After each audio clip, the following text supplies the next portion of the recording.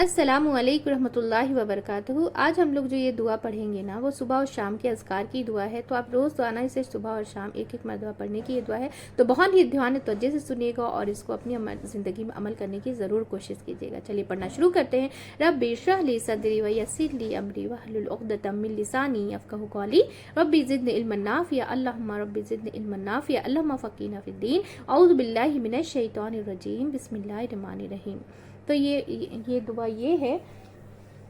اصبحنا علی فطرت الاسلامی وعلی کلمت الاخلاص وعلی دین نبینا محمد صلی اللہ علیہ وسلم وعلی ملت ابینا ابراہیم حنیفا مسلما وما کان من المشرکین۔ ایک بار واپس سے اسے ریپیٹ کر لیں گے: اصبحنا علی فطرت الاسلامی وعلی کلمت الاخلاص وعلی دین نبینا محمد صلی اللہ علیہ وسلم وعلی ملت ابینا ابراہیم حنیفا مسلما وما کان من المشرکین۔ We enter a new morning upon the fitrah, pure disposition of Islam, upon the word of pure faith, upon the religion of our Prophet Muhammad sallallahu alaihi wasallam, and upon the creed of our forefather Ibrahim alayhi salam, who was one inclining towards truth, a Muslim submitting to Allah, and he was not of the polytheists. اسے روزانہ صبح اور شام ایک ایک مرتبہ پڑھنا ہے، اور اس کا ترجمہ دیکھ لیں گے۔ ہم نے صبح کی فطرت اسلام پر، کلمہ اخلاص پر، اور اپنے نبی حضرت محمد صلی اللہ علیہ وسلم کے دین پر، اور اپنے باپ حضرت ابراہیم علیہ السلام کی ملت پر، جو یکسو مسلمان تھے اور وہ مشرکوں میں سے نہیں تھے، اسے ایک بار صبح اور ایک بار شام پڑھنا ہے۔ ایک بار واپس سے اس کی جو ہے نا میننگ پڑھ لیں گے۔ ہم نے صبح کی فطرت اسلام پر، کلمہ اخلاص پر، اور اپنے نبی حضرت محمد صلی اللہ علیہ وسلم کے دین پر، اور اپنے باپ حضرت ابراہیم علیہ السلام کی ملت پر، جو یکسو مسلمان تھے اور وہ مشرکوں میں سے نہیں تھے، اسے صبح اور ایک شام جو ہے نا ایک ایک بار پڑھنا ہے۔ اب اس کا حوالہ دیکھ لیں گے۔ حضرت عبد الرحمن بن ابزہ اپنے والد سے روایت کرتے ہیں کہ نبی صلی اللہ علیہ وسلم جب صبح کرتے اور جب شام کرتے تو پڑھا کرتے تھے یہ دعا: اصبحنا علی فطرت الاسلام وعلی کلمت الاخلاص وعلی دین نبینا محمد صلی اللہ علیہ وسلم وعلی ملت ابینا ابراہیم حنیفا مسلما وما کان من المشرکین۔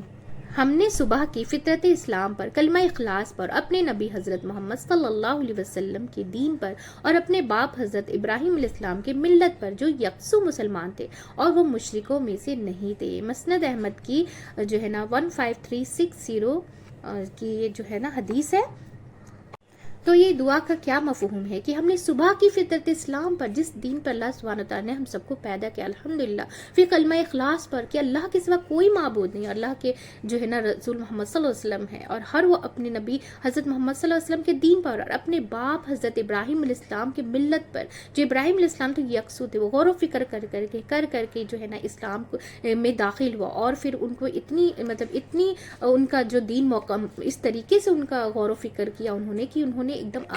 اللہ سبحانہ تعالیٰ نے انہیں اپنا خلیل اللہ بنا لیا، یعنی کہ اپنا دوست بنا لیا۔ سوچے کہ غور و فکر کر کے کہ انسان، ابراہیم علیہ السلام بھی ایک انسان تھے، لیکن انہوں نے غور و فکر کر کے کتنی اللہ سبحانہ تعالیٰ کی کتنی نزدیک ان کے دوست بنا لیا۔ اللہ سبحانہ تعالیٰ نے خود ان کا نام اب خلیل اللہ دے دیا، اور انہیں اپنا دوست بنا لیا، جو مسلمان تھے، اور وہ کسی کے جبکہ ان کے جو گھر کے ان کے ابو تھے جو نا عازر،